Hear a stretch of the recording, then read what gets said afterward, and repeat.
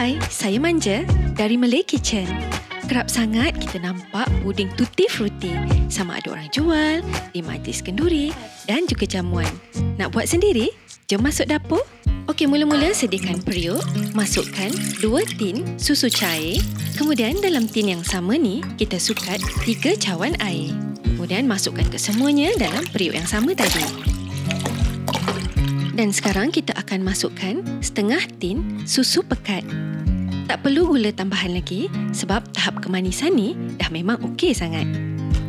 Selain tu kita perlukan 2 sudu besar tepung kastad. Kemudian masukkan juga sedikit esen vanila untuk bagi aroma pada puding kita.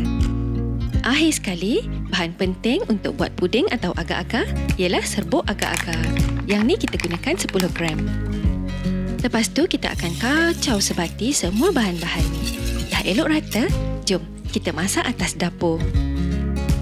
Okey, boleh buka api sederhana kuat dan kita akan masak sehingga bancuan puding mendidih.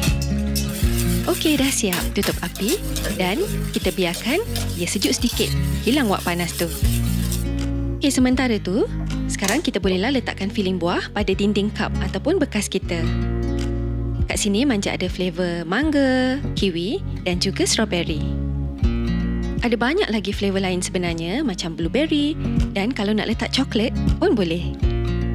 Senang je, gunakan sudu ataupun belakang sudu, kita akan calitkan pada dinding cup ataupun bekas. Nak letak banyak mana ni? Sebenarnya lagi banyak, lagi sedap kan? Subjektif. Boleh letak banyak mana yang kita suka. Kita akan ulanglah proses calitkan filling buah ni pada cup ataupun bekas sehingga semualah kita punya bekas dah terisi. Untuk sukatan ni lebih kurang 30 hingga ke 35 bekas. Nampaknya bancuan puding kita pun dah hilang wak panas. Bolehlah kita tuangkan dalam semua bekas. Okey, bila dah siap isi ke semua bekas, sekarang kita boleh masukkan dalam peti sejuk. Tara! Okey, inilah hasilnya puding tutti frutti yang dah siap. Nampak cantik kan? Sebab warna-warni tu buat dia nampak sangat menarik. Jom kita nak rasa dan tengok tekstur puding kita macam mana. Tengok tu, lembut.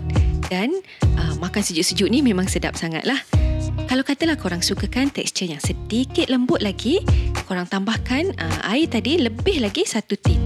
Dan boleh dapat bekas yang lebih banyak lah, lebih kurang 40 bekas.